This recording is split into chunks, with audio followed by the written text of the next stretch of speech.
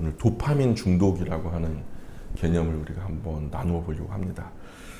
오늘 하나님의 말씀은 시편 119편 37절 38절 한번 읽어보겠습니다. 시편 119편 37절 38절. 오늘은 작은 주제 두 개를 다룰 거예요. 그 첫 번째 주제가 우리 도파민 이야기를 할 건데요. 시편 119편 37절 38절 같이 읽습니다. 시작. 내 눈을 돌이켜 허탄한 것을 보지 말게 하시고 주의 길에서 나를 살아나게 하소서. 주를 경외하는 주의 말씀을 주의 종에게 세우소서. 아멘. 요즘에 그 애 어른 할 것 없이 많은 사람이 유튜브 보죠. 그쵸? 한 4대가 거의 90 가까운 어르신도 스마트폰 보고 이제 아버지, 직장 다니는 아버지, 그리고 그 자녀 되는 학생, 그리고 그 옆에 손주뻘 되는 아이가 지하철에 앉아가지고 이렇게 스마트폰을 보는 것을 어떤 사진작가가 찍었어요. 이게 우리 현대사회의 단상은 아닐까 이런 생각이 들어요. 손바닥만한 화면에 거기서 그냥 끊임없이 수많은 영상들이 무한히 우리에게 제공이 되니까요. 그래서 유튜브의 쇼츠라든가 틱톡, 인스타의 릴스 뭐 이런 짧은 동영상들을 엄청나게 많이 봐요. 이런 짧은 영상을 모두어서 이르는 말이 숏폼이라고 그래요. 숏폼. 이 폼이 아주 짧다. 그래서 2분, 1분 정도밖에 안 되는 이 짧은 영상을 갖다가 이 요즘 아이들이요. 우리 어른들도 빠질 수 없죠. 아이들만 본다고 착각하는데 여러분 스스로를 보시면 놀라실 거예요. 정말로요, 이 숏폼을 보는데요, 두세 시간은 금방이에요. 저도 유튜브를 조금씩 보는데 정말 20-30분은 순식간에 지나가요.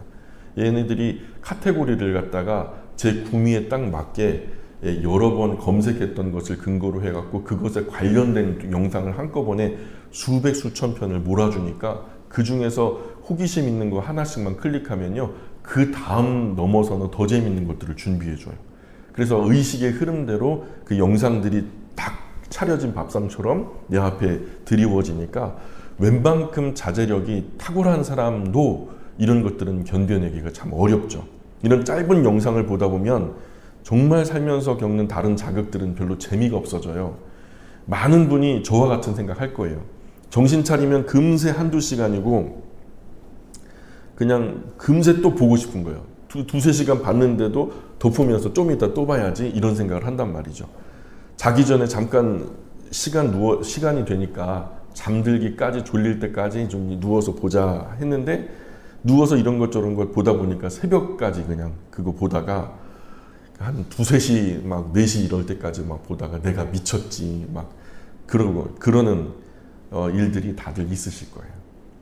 이런 짧은 영상들이 정말 자극적이에요. 그래서 더 끊기가 어려워요. 어른들이 이 정도인데 자라나는 아이들이 이걸 거절을 한다고요?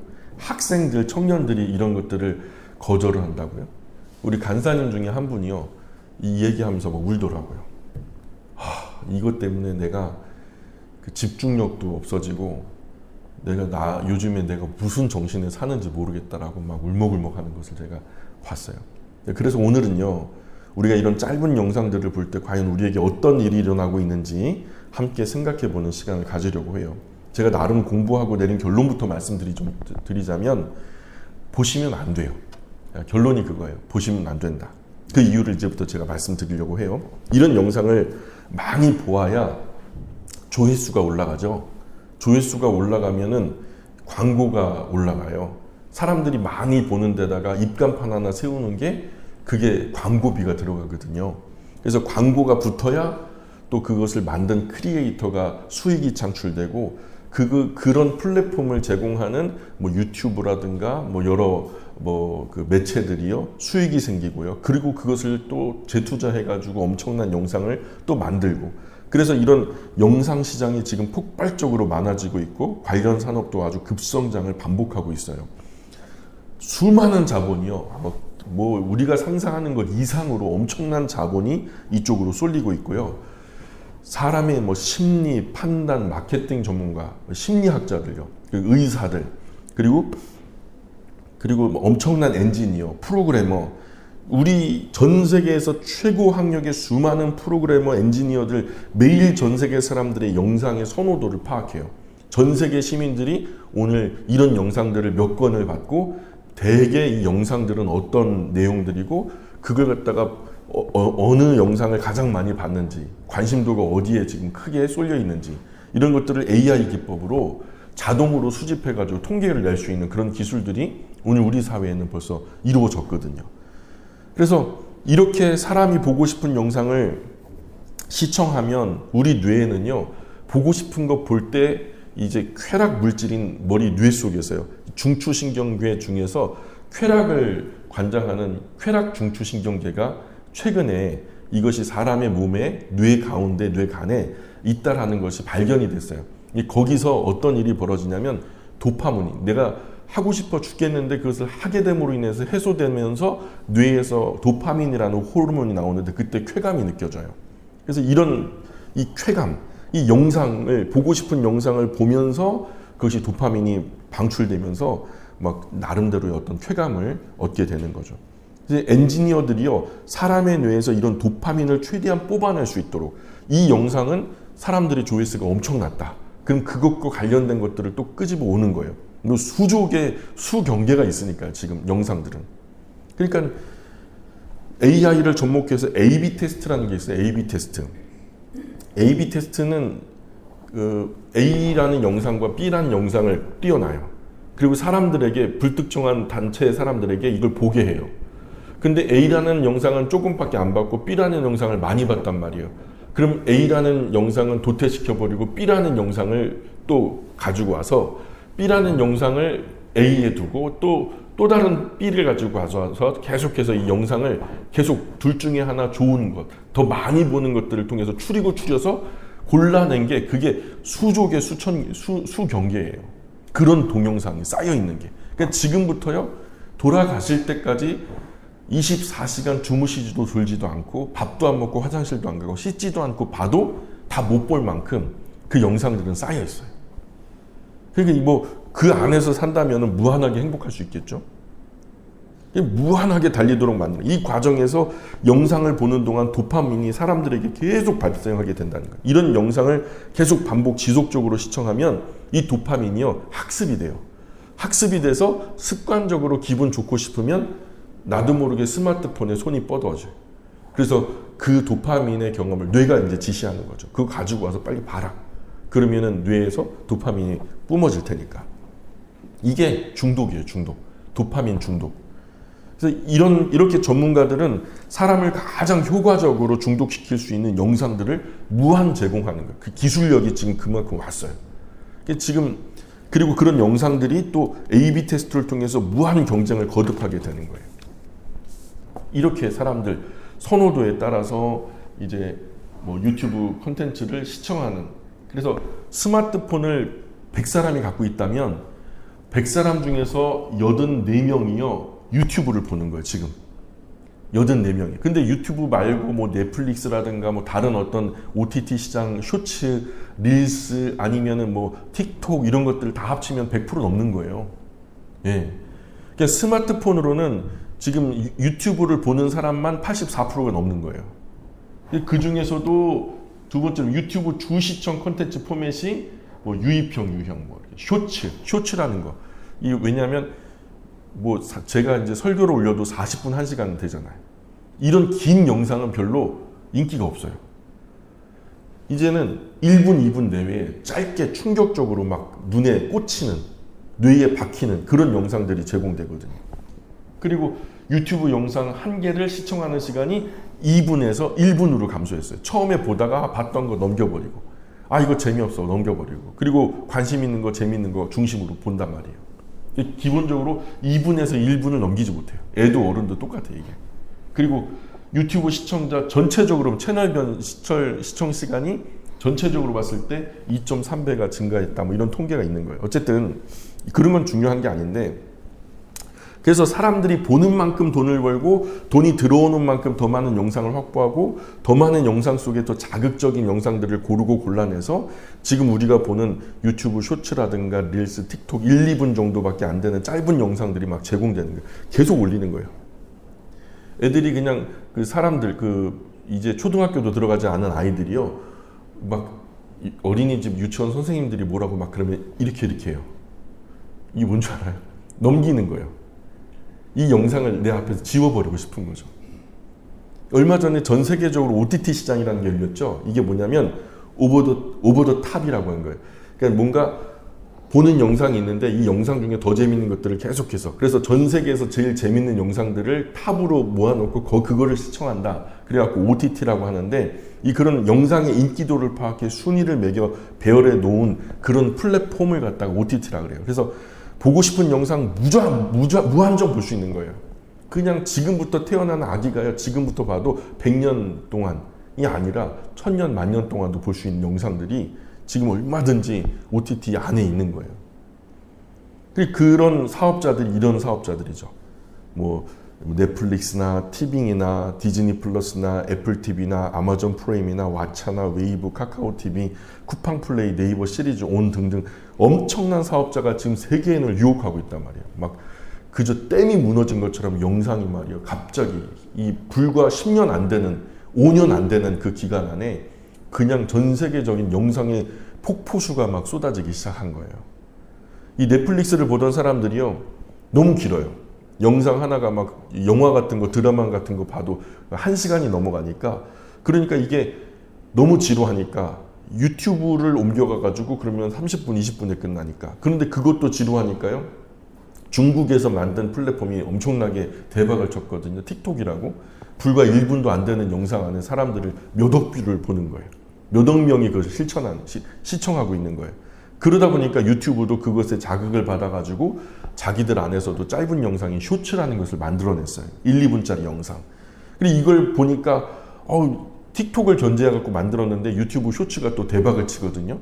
그러니까 이것을 보고서 또 인스타그램에서는 릴스라고 하는 또 숏 영상을 또 만드는 거예요. 지금 다 이런 추세로 가고 있어요.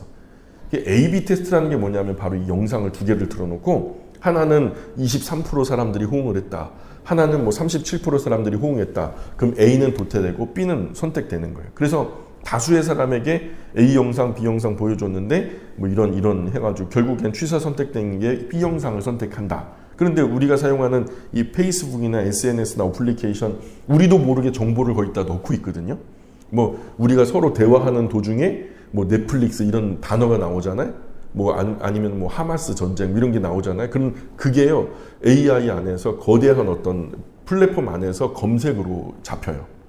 그래가지고 그래서 그것에 관련된 영상이 만들어지고, 그래서 A/B 테스트를 반복하게 하기 위해서 모아진 자료들을 무한히 우리 SNS가 거기다가 자료를 제공하면요, 그 자료대로 만들어진 영상에 따라서 사람들 구미에 딱 맞게, 방금 전에 우리는 뭐 예를 들어 넷플릭스 얘기를 했는데 영상 딱 보니까 넷플릭스에 관한 영상이 딱 뜨는 거예요. 신기하죠? 그래서 그 무한한 자료를 바탕으로 AI가 각 사람의 구미에 맞는, 각각 그냥 뭐 80억이면 80억 각각 사람에게 구미에 맞는 영상을 맞춤으로 제작해서 그들에게 제공하는 거예요. 어떻게 하면 각 사람을 더 오래 영상에서 눈을 떼지 못하도록 할 수 있을까?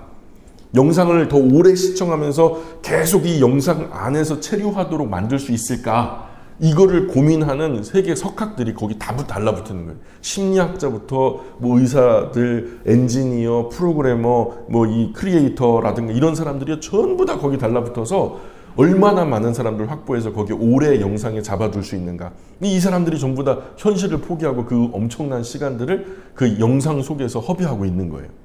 그리고 영상을 제공하는 그 행간에 어떻게 광고를 넣어서 마케팅할 수 있을까. 이런 것들을 위해서 연구 개발을 하게 만들어요. 그 연구 개발을 R&D라고 하잖아요. R&D. 근데 이 R&D가 수조 원에 걸쳐서 엄청난 투자가 이루어지고 있어요. 그 영상 보다가 자연스럽게 광고 만들어 보게 하기 위해서 R&D를 계속 하는 거죠. 그리고 이런 전문가, 이 뇌 전문가들이에요. 이 사람들은 어떤 관련된 영상을 보니까 사람의 뇌가 그냥 자극이 돼가지고 도파민이 막 극도로 분출되더라. 흥분돼가지고 막 이렇게 막 더 많은 사람들이 막 시청을 하더라. 그것이 그냥 긍정적인 메시지만 아니라 부정적인 메시지에도 도파민이 분출이 되더라. 이런 것들을 다 연구를 해가지고 마치요. 우리 식품회사들이요. 단맛, 짠맛, 그리고 기름맛을 갖다 적절하게 이 세 가지 맛을 적절하게 효과적으로 이제 섞어 놓으니까 정말 쓰레기 같은 음식인데 그걸 갖다 무한정 흡입하는 것을 현대인들 보거든요. 그러면서 무한정 흡입하니까 또 제과업체는 돈을 벌고요. 이 애나 어른이나 일반인 도저히 거부할 수 없는 정도의 굉장히 중독성이 강한 음식들을 초가공식품이라고 해요. 가공의 공정이 너무 많아가지고 거기에 석유, 화학 제품, 식품 첨가물, 쓰레기 같은 어떤 트랜스 지방이나 이런 것들이 그래서 정크푸드라고 그러잖아요. 그냥 쓰레기 음식이라 하는데 이런 것들을 알면서도 이게 몸에 해롭다는 것을 아는데도 불구하고 나도 모르게 손이 가요, 손이 가 하고서 계속 먹고 있단 말이죠. 이런 것과 비슷한 거예요. 이런 것과. 그래 이런 것들은 결론적으로는 이런 음식이나 영상이 사람의 뇌 안에서는 더 빠르게 더 도파민을 얻을 수 있는 이 합성 마약과 같은 비슷한 작용을 하거든요. 사람은 자연 상태에서도 도파민이 발생이 돼요. 예를 들어 내가 오랫동안 건강하게 노력해가지고 막 공부 끝에 굉장히 시험을 잘 봤어요. 그때 그 시험을 잘 본 학생의 뇌에서 도파민이 발생이 돼요. 이건 건강한 기제예요.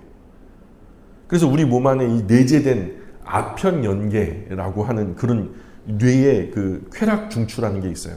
이 새로운 것들을 만나서 자극받으면서 보상 호르몬이 나오는 거예요. 탐험을 한다던가 뭔가 성취를 한다던가 뭔가 나를 실현한다던가 이런 곳에서 나오는 그런 어떤 그 좋은 물질이죠. 현대 문명이 개발되기 전에는 미지의 영역을 탐험하며 탐구하는 가운데 또 일상 새로운 자극을 만날 때 뇌가 자극되고 도파민이 생성되는 이게 회전율이 되게 더뎠거든요. 회전율이 더뎠어요. 근데 이제 이런 것들을 극단적으로 시스템으로 만들어버린 거예요. 그냥 스마트폰 열어서 손가락만 까딱하면 가장 빠르게 우리 뇌에서 도파민이 쫙 하고 나오니까. 그래서 아주 쉽게 도파민을 얻어낼 수 있는 시절이 된 거예요. 거기에 자극이 되는 또 하나는 다음 영상이 어떤 영상이 나올지 몰라요. 기대감이 크죠. 불확실성까지 갖춰져 있어요. 그래서 다음 어떤 영상이 나올지 모르니까요. 진짜 이 사람의 뇌를요. 영상을 보는 이 쇼츠를 보는 사람의 뇌를 진짜 카지노 가서 도박하는 그 사람, 도박에 중독이 걸린 사람의 뇌와 비교했더니 똑같아요. 똑같아요. 그래서 똑같은 흥분을 경험하는 거예요. 카지노 슬롯 머신이요. 그 카지노에 가면은 가장 짧게 이루어지는 그 도박이래요. 그냥 땡기면은 끝나니까. 근데 이게 짧고 강렬한 자극을 계속 느끼게 하죠. 그래서 이 카지노에서 효자 상품이 슬롯 머신이래요. 짧게 끝나니까. 거기 가면 사람들이 잠을 포기해요. 이 슬롯 머신 앞에 앉아가지고 무슨 좀비처럼 그냥 기계적으로 그냥 막 졸며 자며 막 그러는데도 계속 돌리는 거예요.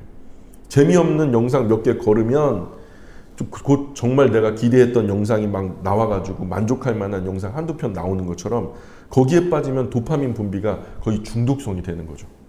실제로 미국 카지노에서 매출액이 제일 많이 나오는 그 슬롯 그 도박 기계가 슬롯 머신이래요. 회전율이 가장 짧대요. 언제 터질지 모르니까 아주 사람들에게 폭발적인 흥분감을 주는 거죠.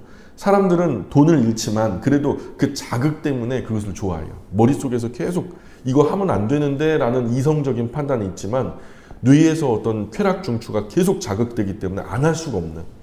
그런데 이것과 똑같은 현상이 바로 이렇게 짧은 영상들을 지속 반복적으로 볼 때 나타난다는 거예요. 중독 현상이. 이제 모든 사람들 손 안에 스마트폰이 들려 있어요. 그 안에 어플리케이션 즉 앱들을 통해서 무한한 영상 접근 가능하고요. 자연스러운 환경 속에서는 절대로 경험할 수 없는 어마어마한 정도의 자극을 정말로 짧은 시간 안에 주는 거죠. 이것이 사람의 뇌의 합성 마약과도 같이 작용해가지고 도파민을 막 뽑아내게 하는 거예요. 그런데 이런 합성 마약, 펜타닐 같은 주사를 한 번 맞으면요, 다시는 거기서 헤어나올 수 없거든요. 한 번 맞아도 끝이에요. 이게요, 주사를 맞는 순간 하나님께서 우리 안에 만드신 이 뇌의 도파민 시스템은 완전히 파괴되는 거예요. 예, 우리는 오랜 기간 준비해서 큰 쾌락을 맛볼 수 있도록 하나님께서 그렇게 디자인해 놓으셨어요. 근데 그게 아니라 정말 짧은 시간 안에 주사 한 방 맞았는데 이해할 수 없는 엄청난 쾌감을 느끼니까요. 이것이 사람의 뇌에 합성 마약같이 작용되는 거예요. 그래서 전문가들은요, 이 한 번의 이 펜타닐 주사를 회복하는 데 걸리는 시간이 한 사람의 인생 속에 수십 년이 된대요. 나는 그냥 신기해서 호기심에 한 방 맞았는데 이거 회복하려면 수십 년이 걸린다는 거예요. 왜 그렇게 헤어나오기가 어려울까요? 그 이유는 합성 마약에 한 번 엄청난 자극을 주고 나면요, 사람의 뇌는요, 그 자신의 생각의 주머니를 보호하기 위해서 서서히 자극의 그 사이즈를 줄여버려요. 우리가 일상에서 만나는 그런 신선한 자극들이요, 더 이상 자극이 되지 않아. 주사 한 방 맞는 게 뇌에 막 200%, 2000%를 쓰게 하니까 그냥 극도의 흥분 상태에서 큰 쾌감을 맛본 터라 그 외에 작은 성취들에 대해서 일상에서 만나는 어떤 살면서 인격적으로 만나는 그런 기쁨들에 대해서는 별로 재미가 없는 거예요. 그래서 자연스럽게 만나는 건강한 자극들은 훨씬 더 낮아져 버리게 되는 거예요. 쉽게 말해서 재미가 없어져 버려요. 일상이 무료해지고 일상은 마약에 중독된 사람에게 아무런 자극이 되지 못해요. 그래서 이 마약 중독, 술 중독, 뭐 다 모든 중독이 마찬가지예요. 뭐 섹스 중독, 스마트폰 중독, 영상 중독, 뭐 포르노, 요즘에 포르노 중독도 많아요. 애나 어른이나 그래요. 그냥 직장 갔다 와가지고 그냥 컴퓨터 켜고 그런 걸 켜놔야 그냥 이제 내가 마음의 안정감이 생기니까. 이건 내가 왜 그러는지 모르는 거예요, 사람들이. 이 중독자들은 일반적인 일상생활은 그냥 흑백 TV예요. 근데 아무 생동감도 느끼지 못하다가 갑자기 이제 필요한 그 중독의 실체에 딱 접근하게 되면요, 그야말로 오감이 만족되어지는 것들을 느끼는 거예요. 그래서 하루 만에 수백억을 벌어들이는 주식 전문가들이 우울증이 그렇게 많대요. 현실감이 없는 거예요. 도파민 중독의 증상이에요. 유튜브의 쇼츠나 인스타 릴스, 뭐 틱톡 이런 것들을 보다 보면 그런 뇌가 돼버려요. 도파민에 중독된 뇌가 돼버려요. 그러다 보면 정상적인 것들에는 집중하기가 어렵게 되죠. 불필요한데 자극적인 영상 보는 일에 많은 시간을 쓰게 되고요. 내가 왜 이러지 하면서도 계속 봐요.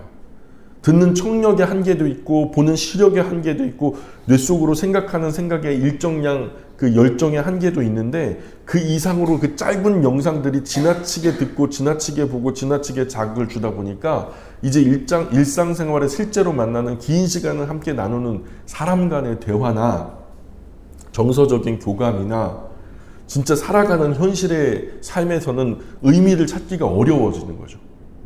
긴 시간을 통해 얻어지는 이 도파민에 대해서는 의미를 찾지 못하게 되어버린 거예요. 저도 그런 영상 보기 시작하면 수십 분 훌쩍 지나가 버리는 것들을 여러 번 겪었어요. 그런데 이런 것은 정상적인 사람은 어떻게 할 수가 없어요. 그러니까 우리가 아무리 자기를 극복하는 어떤 그 극기심이 대단한 사람이라 해도요, 펜타닐 한 방만 딱 맞잖아요. 절대로 그것을 헤어나올 수 없거든요.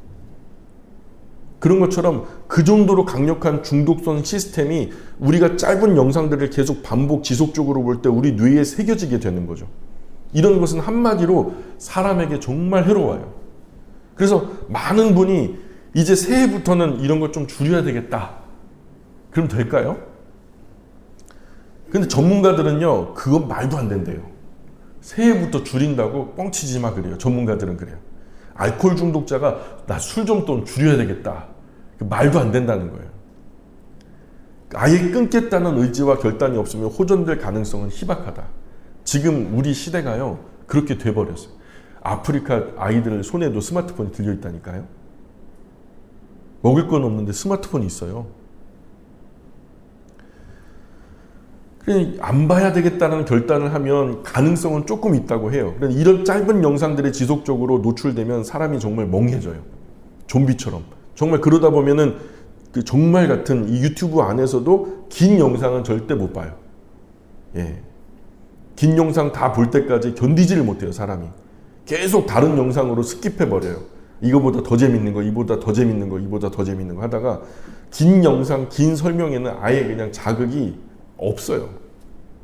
의미가 없어져. 그리고 혹시 내가 너무 많은 시간을 이런 자극적인 짧은 영상들에 쓰고 있진 않았는지 스스로 돌아볼 수 있었으면 좋겠어요. 이런 영상 빼면 나의 일상이 무료해진다든가 아니면 흑백처럼 느껴지는 경험이 있다면 이 시간을 심각하게 생각하시고 지금 대책 세우셔야 돼요.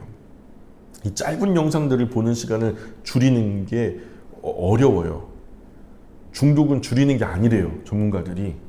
아예 안 보는 게 솔직한 유일한 답이라는 거예요. 해로운 자극들은 조금 하는 것이 쉽지 않대요.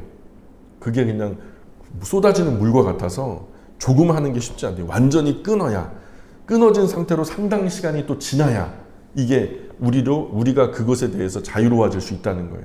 그래서 정상적인 활동들에서 건강한 도파민을 얻을 수 있을 때까지 전문가들은 적어도 한 달 이상을 말해요. 이것을 끊고 한 달 이상을 견딜 수 있으면 극복했다라고 얘기할 수 있다는 거예요.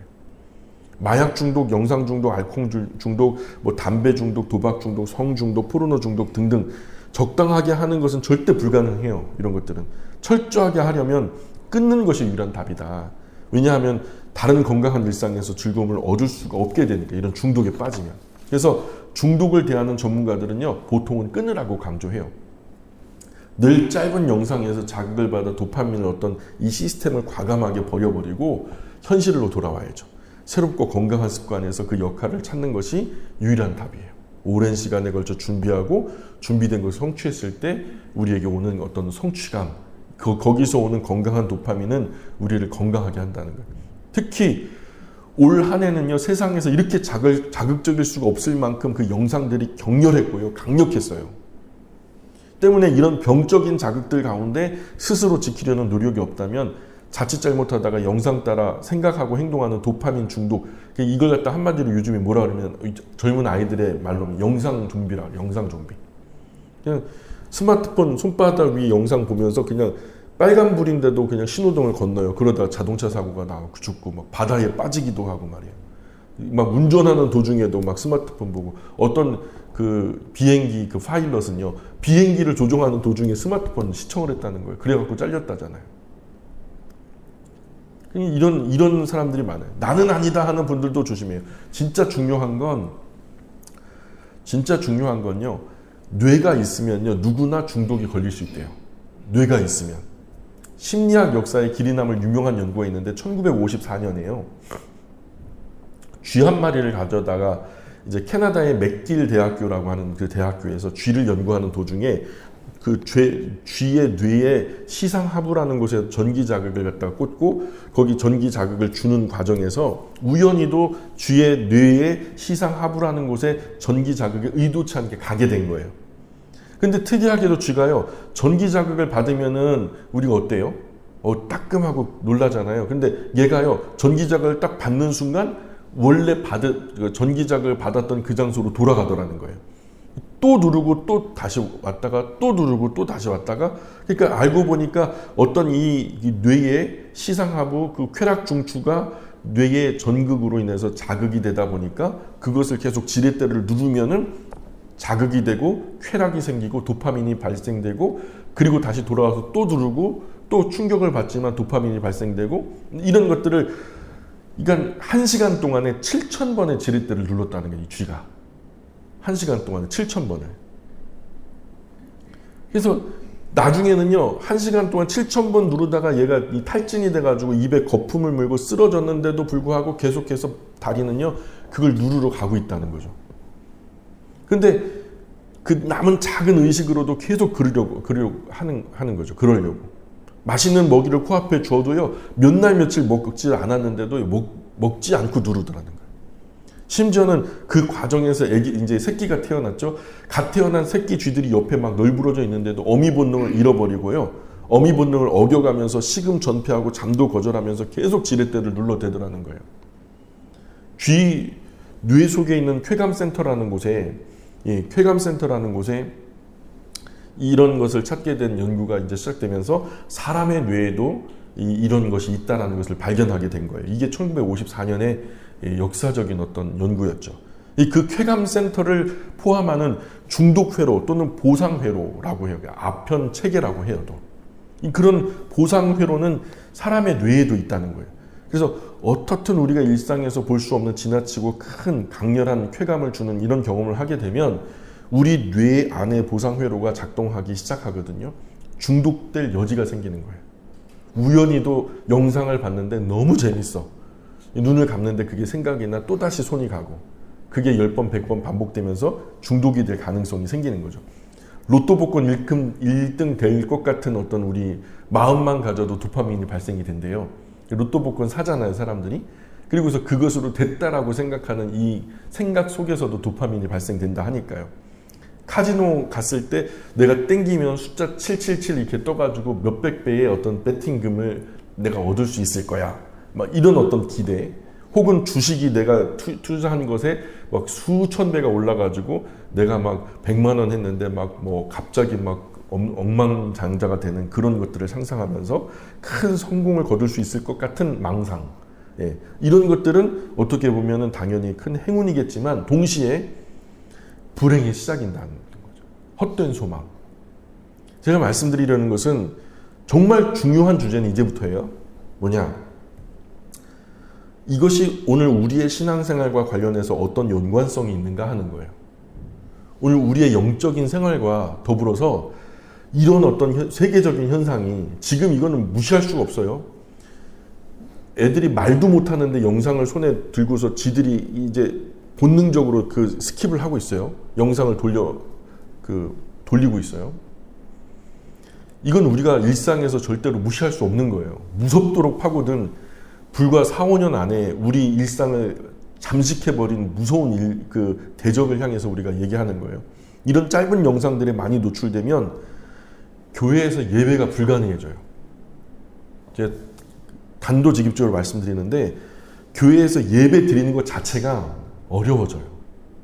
웬만큼 인격적으로 수십 년 헌신되었고 그동안 나름대로 성숙한 그리스도인이라 해도요. 예배가요 괴로워져요. 예배는 철저하게 우리의 삶과 몸으로 드리자는 정말 거룩한 의식이거든요. 특히 예배 중에 선포되는 설교는요.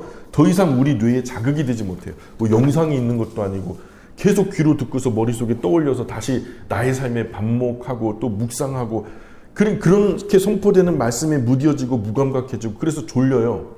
더 이상 나한테 자극이 안 돼요. 그런데도 가만히 듣고 있어야 하니까 몸은 베베 꼬이죠. 그래서 그냥 심리적으로 짜증이 나고 견디지 못해서 자꾸 움직이고 일어나고 화장실 가고 싶지도 않은데 가가지고 그냥 괜히 그냥 가고 목마르지도 않은데 괜히 가가지고 물 마시는데 가보고 원하지 않지만 자꾸 다른 짓을 하게 된다는 거예요. 심지어 나중에는요 예배와 설교 자체가 너무 괴롭기까지 느껴지는 거예요. 이게 뭔 대단한 어떤 영적인 얘기가 아니라 이게 당연한 상식적인 얘기를 하는 거예요. 사랑하는 이들과 함께 신앙생활을 하는데 나의 사랑하는 아들, 딸이 나의 사랑하는 남편과 아내가 나의 부모님이요. 이런 짧은 영상들 또는 이런 어떤 그 도파민 중독이든 다른 어떤 이유로든 간에 예배 시간에 집중하지 못하는 모습을 보면 안타깝죠. 나와 함께 정말 경건하게 하나님께 예배하는 정말 멋진 남편, 멋진 아내, 멋진 자녀가 되었으면 얼마나 아름다울까 이런 마음이 간절하죠. 그랬으면 좋겠죠. 저들을 매혹해서 사로잡을 만한 어떤 뛰어나고 탁월한 신앙 프로그램이 있었으면 정말 좋겠다는 생각을 해요. 그러나 그런 세상에 그런 프로그램은 없어요. 단언하건대 그런 건 없어요.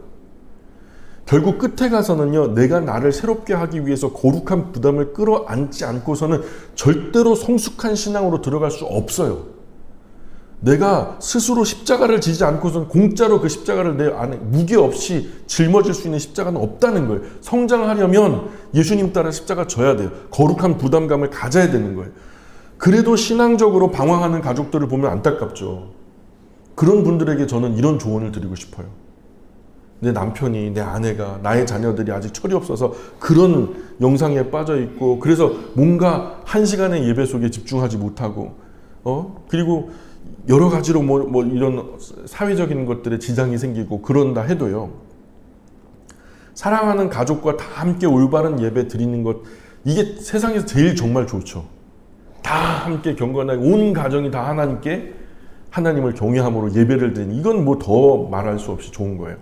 그러나 그럴 수 없다면 그럴 수 없다면요, 인격인지라 강제할 수 없잖아요. 놔줘야 돼요. 놔줘야 돼요. 그리고요, 나만이라도 온전하게 바르게 예배해야 돼요. 그 사람들은 안타까워하면서 나의 예배마저 방해받으면서 결국에는 최소 평균이라는 게 있죠. 그 사람이 잘하지 못함으로 나도 따라 안타까워하다가 나도 잘하지 못하는 현상이 벌어진단 말이에요. 그래도 나만이라도 온전히 바르게 예배해서 내가 성숙하면 그 사람들이 이제 정신 차릴 때 내가 그를 끌어줄 수 있거든요. 나만이라도 세상 더러운 것들로부터 스스로 거룩하게 구별해서 하나님 앞에 곧게 서면, 그래서 성숙하게 되면 나중에 기회가 있을 때 사랑하는 이들을 바르게 이끌어줄 수 있거든요. 맞습니까? 그때는 그럴 수 있어요. 근데 그 안타까움 때문에 이거 어떡하나 그러다가 같이 망하는 수가 있다니까요. 적어도 한 사람은 늪에서 빠져나와야 늪 안에 빠진 사람을 건져줄 수 있는 거거든요. 늪 안에서 서로 안타깝다고 끌어안고도 같이 몰락할 일이 있어요? 한 사람, 예수님이 하늘에서부터 오셨죠. 죄된 세상 바깥에서 오셨기 때문에 우리를 건지신 거예요. 예수님도 늪 안에 계셨다면 늪 안에 있는 사람을 어떻게 건져내요? 늪 안에 있는 사람들을 늪 바깥에서 건지러 오신 분이잖아요. 우리도 그래야 돼요. 다 함께 갈 수는 없어요. 구원은 각자예요. 안타깝지만 그들에겐 아직 때가 아닌 거예요. 내가 먼저 성숙하고 그래서 그들을 잡아줄 수 있는 넉넉한 품이 준비됐을 때 진지하게 이런 썰을 푸는 거죠. 이러이러한 면이 있단다. 저런 상황도 있고요. 그래서 이렇게 한번 해보면 어떨까. 이런 거룩한 경건한 제안들이 그게 거룩한 영향력이라는 거예요. 오늘 우리가 처음 읽었던 시편 119편 37절 38절에 보니까 이런 말씀이 나와요. 내 눈을 돌이켜 허탄한 것을 보지 말게 하시고 주의 길에서 나를 살아나게 하소서. 주를 경외하는 주의 말씀을 주의 종에게 세우소서. 첫 번째는요, 나의 눈을 돌이켜 허탄한 것 보면 안 돼요. 허탄한 것 봤던 앞선 세대가 성경에서요, 소돔과 고모라에서도 롯의 아내가 뒤돌아보다가 그 유다의 그죠? 야곱의 딸 디나가 세상 그 사람들의 그 화려한 어떤 문화들을 보다가 무엇을 보는가 정말 중요하고, 허탄한 것 보면은요, 허탄하게 돼요. 지금 과거처럼 신앙 지키기 위해서 목숨 걸어야 될 때는 아니에요. 뭐 순교의 신앙을 각오해야 된다. 뭐 근데요, 용기 내어서 스마트폰 내려놓는 것이 참된 신앙이 되는 시대가 된 거예요. 스마트폰 내려놓을 수 있어요. 적어도 한 달 정도 끌 수 있냔 말이에요. 예배당에 들어오는 순간 내가 전원 오프할 수 있냔 말이에요. 그게 신앙이에요. 요즘에는. 우리 시절에는 그게 신앙이라고요. 하다못해 우리 초등학교 5학년 정윤이만 해도요, 보습 공부방에 갔는데 선생님이 스마트폰 끄고 시작하라는 거예요. 그게 맞아요. 마음이 나누이거든요. 우리 일상으로. 두 번째는 우리 현실에서 경건한 일상을 살아가야 돼요. 현실로 돌아와야 돼요. 영상은 이제 그만하고. 가짜잖아요, 그거는. 내 삶이 아니에요. SNS를 끊어요. 저는 SNS 끊은 지 옛날에 끊었어요. 왜냐하면 거기에는 각종 화려한 사람들의 삶의 이야기가 나오는데 그거 다 가짜예요. 살면서 1년 중에 한두 번밖에 없는 행복한 것들이 종합해서 모아있다 보니까 다른 사람 다 행복한 것 같고 상대적으로 나는 되게 불행한 것 같고, 1년에 그 사람들이 그런데 한 번 가겠어요? 두 번 가겠어요? 평생에 몇 번 갈까 말까 한 그런 데 가가지고 이제 놀다 온 것을 가지고 마치 그런 사람들은 맨날 그런 데 가는 것처럼 착각한다고. 우리 뇌는 항상 그렇게 작용해요. 현실을 살자고요. 현실을. 영화나 드라마나 그런 어떤 SNS나 어떤 유튜브나 이런 데서 살지 말고 현실 안에서 성실하고 진실하게 생활해서 도파민을 폭발시키는 수많은 영상들보다 조금 덜이 찾아오는 건강한 기쁨을 즐겁고 건강하게 누리자고요. 세 번째는요, 하나님을 경외하게 하는 하나님의 말씀, 우리 일상에 세워지게 해야 돼요. 이런 것들로 우리를 경건하게 거룩하게 구별해야 되는데, 하나님 말씀 공부하려면 영상 자극되는 사람의 뇌로는 불가능해요. 또 심지어는요, 예배 중에도 요 앞에다 세워놓고서 영상을 보는 아이들이 있어요. 우리 영광교회 안에도. 못 말려요. 그거 뒤에서 이렇게 헛기침 해봐요. 에이씨, 다음에 교회 안 나올까봐. 그런다니까요. 되겠어요? 교회 나와주는 것만 해도 귀한 거예요. 교회에 나와서 그냥 자더라도 격려해주고 칭찬해줘야 돼요. 그거 잘하는 거예요. 절간에 안 가는 게 얼마나 좋아요. 그잖아요. 우선은 그렇게 시작하자고요. 근데 하나님 말씀 공부하려면 영상, 그 짧은 영상들에 자극되는 사람의 뇌로는 불가능해. 심오한 깊은 생각과 묵상이 전제되는 것이 하나님 말씀 공부할 때 필요한데, 그런데 자꾸 자극적인 영상에 노출되면 생각이 얇아지고 함부로 판단하게 되고, 이런 뇌로는 하나님 말씀에 더 깊은 은혜의 샘을 길어 올리는 것이 불가능해요. 하나님의 은혜가 없는 게 아니에요. 하나님의 은혜가 없는 게 아니에요.